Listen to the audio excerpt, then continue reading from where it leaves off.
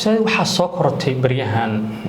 geeyga Soomaalida dadka adeegsada baraha bulshada dad magac leh in la taageer garay marka qaar oo xogtooda banaanka la keeno hadaan bini aadamna curiosity ka hadlaynay kamid tahay oo yaani waxa anagu raadin ka soo marka qaar dadka xogtooda xitaa inaan raadino waa wax nagu abuuran baad moodaysaa oo dhinaca shaydaaniga weeyaan marka maxaa keenay qof caan ah in la raadiyo xogtiisa badan horta arinta dad caan ah in akoonadooda la jabsado wax Soomaali ku kooban ma dadka caanka ah maaragtay adduunka daafihiisa kala duwan ku noolba waa la jabsadaa oo atoryaasha kamid ah wariyaasha kamid ah madaxda kamid ah atariishayaasha kamid ah dadkaas oo akoonada waa la jabsadaa sababta ugu weyn horta loo jabsanayo waxay tahay adduunka guud markaan ka hadlayno qofkaani qof caan waaye akoonadiisa waxa ku jiro xog ku jirto ma fahamtay xog lacageed dadka laga yaabaa inay ku jiraan waxa laga yaabaa inay ku jiraan xog oo ku saabsan bangigiisa marka waxyaabahaas in la dhaco يعني هنقول بقى لور هذه مرة هنقول لور هذه أما سكاندل سمعة دليل أما وحكى له لور هذه كله حن هذا بلاك مايلين إن قف إن لا بقى معه أولي هذا وحكى هاي حكتنا كهايا فرينتنا كهايا وحكين أنا حاسس مركز الصومالي مركز أي جوكتو هذا السيستم كبنجيدنا يو ما بدنا إني كحري هنا كوننا ما عرفت أو برهب الشدة يأتوا جرون كبحرنا كل تكار فربنا الصومالي لما يستعمل أصلها مركا نصابت أقوين أما صابه أقوين وحكم إذا كبر قف إن لو بقى معه أو لو ركعتين ما عندها ركعتين هي صوصع قفنا الركعتين اللي هذا فرينا كهايا صورا كهايا ما رد حقنا عسان كهايا إلا الموقت قفك أكون كيس مركل لودا حقتي شخصي على لودا عاديات إيه الكيسي صاحبتيسي دتكي شركة ذيك اللي حيسي أما وقالوا صربين إن لقى فافيو حق ربين لقوا قادوا صربين وحور سعودية تقعنا هاي تاسوا كو لابا مرة قار كلي وحال جربا بوقاسي وحال جربا قفك كلا لفتي سال جايب إنه أكونه أو سوشيال ميديا استعماله والربا إنه كوه الإنجيجمنت بدل معنا هنا شعبية بدل شعبية فربدين وكوه كومنتس لايكس شيرز حيل بدل كورادين إن أكون كيس حر وقشت طب دكان كله دارنا يا صدق الوقت ده دمانتي الوقت الاستعمال هذا أكون كيس حر إنه كوه كلا كعصب وأكون كيس حر إنه قشت مركه الدين اللي هذا هبل وعانه أما هبله عانه وحق خطر لجهاي قف كاستمر فضوله هاي كل قصير ترينو نقنا مركا نيكا أكون كيس waa kala kacay ama ciwaankiisi ama page-kiisi waa kala kacay taas waxa sidoo qodobkaas labadaas qodob aan isla hadaan ay ugu soo dhacay waxa iska jiri karto mararka qaar difaato ama aan dhaho maaragtay magac dilid ama laba qofka dhibaatada geysanay iyo qofka dhibka loo geysanay in dhibaato ay dhaxmartay in isqardofeen intiqaam kala arsi ajiri karaa kale taada kale qofkan caanka ah maaragtay la mid ma ahan xogtiisa xog qof iska caadi ah hebel oo aan aqoonin attention ka helayso isku mid كان ضدك ولا يقانا مركب هبل على سوق قرحية أم هبل على سوق قرحية أو عانة لمد ما هن هبل على أقولين على قرحية لمد ما تاسن وكربان أستاذ هذا القوة دلال بتشر هذا عان أدون كتيرة وحلقيا بهذا اللبن نبح الإسقاهية سياسة كرسي الإسقاهية متباول بعد عد بالغيا مركب قارون كاكل لسلي رنتي وكعد عادية هي وكعد بدنيا وكهرية دل هذا السوق هذا حتى تركوا كم دي هكذا وحتى تاريخ دو مركب الله من رسول أكيا إن كاسيت وحلا laga sameeyo oo ninkii xog baa laga soo duubaya si kala duwan looga helaya waxa la soo dhigaya baraha bulshada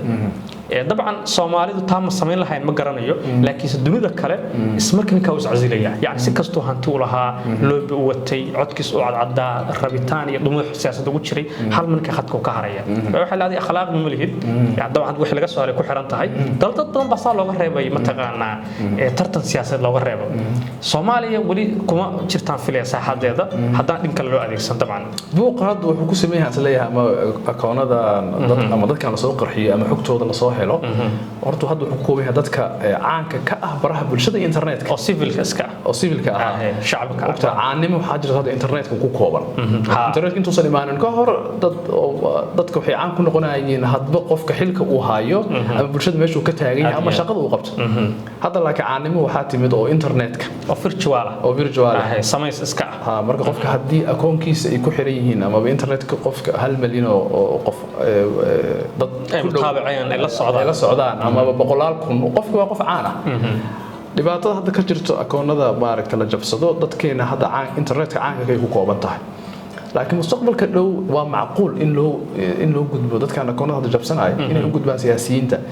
hadda laakiin waxaan sameeyay waxyaabaha yareynaya waxaa ka mid ah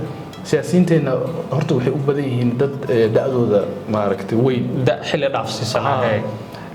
hadda waqtiga hadda lagu jiro casriga waa casriga internetka dadkan inta badan akoonadooda la jibiyo wada dhalinyaro ah si joogto internetka u isticmaala linkiyada aan ka sheekeynayo la isku khatalayo waxa laga yaabaa si aan ku talagal ahayn ama in la khatalo ama inay click siiyaan laakiin qofkan maaragtay oo siyaasiga waxa laga yaabaa internetka inuu si joogto u isticmaalin inuu si joogto u soo galin ama wax badan ugu jirinba ama wax badan ugu soo jirin old fashion yahay mataqaana wixii waraaqadiisi wixii wato mataqaana absolutely ha marka waxa laga yaabaa kaliya inuu xiriirka dadweynaha kaliya isticmaalo iyo waxyaabo inuu warar kala socdo marka xitaa hadii la jabsado waxa laga yaabaa wax weyn loogu tagay mar duubay iyo wax noocaas in loogu tago meel ma aha wax weyn loogu tagay laga yaabaa waxa kale oo cajiib waxaan ka hadlaynaa hadda xogtooda la soo dadka la soo fashiliyay westiga galbeedku dad maadaama akhlaaq aan ay mudnaan u ahayn ay u badan yihiin waxa dhacda markay qaar dadku in ku soo caanbaxaan waxyaalo caankaas oo kale yani qof baa raba inuu soo caanbaxo xog baa laga soo deynaya marka ama si ku talagal baa loo soo fasaxaya qofkii marka waxa laga sameeyaa falcelin aad u ballaaran falcelin marka laga sameeyo jaha qofka marka wuxuu helay haysiis free ayagoon way rabaan dad badan oo hadda adduunka laga yaqaano baasaa ku soo caanbaxay anu ismili Soomaali dhankaas wali oo talaaban isma oranayo dadka qaar waxay leeyihiin dhalinyarada laftooda internetka caanka ka ah xogaha qaar si ku talagal loo dusiyaa si qofka ma aragtay caanimadiisii xogaa loo intaqaan u soo daarmo hal mar fiican ama loo hadal hayo waqti muddo ah laakiin ma ogin maxaa ka run ah ilaahay ma filayno taas anigu kama filay Soomaali laakiin mar hadii caalamkan la imaaday oo ogna runtii soo akhlaaqda bulshadeen u saameeyay waxaan isleeyahay dhanka dawladda dabcan waxa laga maarmaan noqonaysa in xirbeegtooda ka soo saarto dabcan in sharciga laga soo saaro ilaa waa caalam kale oo parallel ah weeyaan taqdiimada adduunka kale waa ka leedahay sharciga waa ka jira qawaaniin iyo dastuurka lagu soo daraa sharci hoosaadyaal jira lagu xakamaynayo qofku muxuu soo dhigi karaa muxuu wadaagi karaa waxayna dhaxal ka dacwo kartaa hadda dalalka qaar waxa la isku dacweeyay xitaa comments qof ka bixisay si fiican anagu wali waxa ma jirtaan filaya wali unless dad si gooni ah power u leh aad raadaarkooda gasho ma ahan cid yani hadda maanta dhigi kartid ninka hebel comment kan uga bixiyay halaga mataqaana waxa marka qaar waxa laga yaabaa sawir oo maaragtay si aan ogolaasho la'aan inta laga qaado la soo geliyo video waliba idaacaduhu faafiyaan marka qaar biduun idin mataqaana marka qaar waxa dhacdo waana ka xumahay qof dhibaataysan oo dhaawac inta la sawiro ama war laga sameeyo ama marxuum ah inta la sawiro la soo dhigo maaragtay war lagu raadiyo soo dhigo marka ogolaashada dabcan qofkaas lama weydiin aadiyan sidoo noo soo khatin maxaa ku soo koobaysaa waxaan ku soo koobayaa dadkana daawanayo dhalinyarada u badan oo internetka isticmaala waxaan leeyahay si akoonkaaga oo internetka aad amnigiisa iyo securitygiisa aad u ilaalisid marka hore linki aadan aqoonin boqolkiiba wuxuu uu yahay aad garanayna kaliya hasiinin waxa kale oo lagu taliyaa xogtaada shakhsiga ah ama passwordka oo kale uu ku yahay kale inaad qofna la wadaagin marka qaar xitaa waxa dhacdo siyaalaha ma aragtay la isaga dhaco passwordka waxa kamid ah taleefankaaga caadiga ah qof u furtid taleefanka caadiga oo xagga ka akhristo ama waxaan ku dhahayaa ni waxa ii soo dirtaa Netflix account-kaaga aan kula wadaago aan waxaan ka daawanayaa marka email-kaagi iyo passwordka Netflix ku isticmaasho haduu la mid yahay emailada kale oo dhan way haalina yani ilaahay waa ku maqan waxa waana digniin moogtahay waxa muhiim ah inaad isticmaashid password kala duwan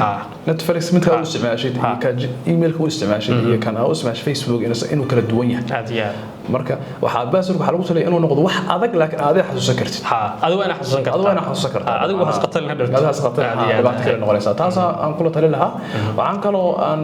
iyadana muhiim ah qof aad saaxiibtiin ama aad taqaanid oo internetka kaala soo xiriiray